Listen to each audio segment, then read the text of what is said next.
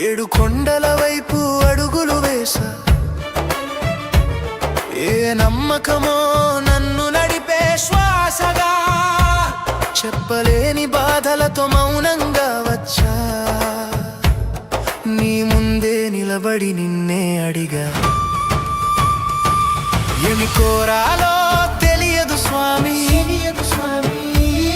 ఏది నిజమో అర్థం కాలేదు స్వామి. చేతులు జోడించి నిలబడ్డ వేళ, నా కన్నీళ్ళే నా మాటలయ్యే వేళ.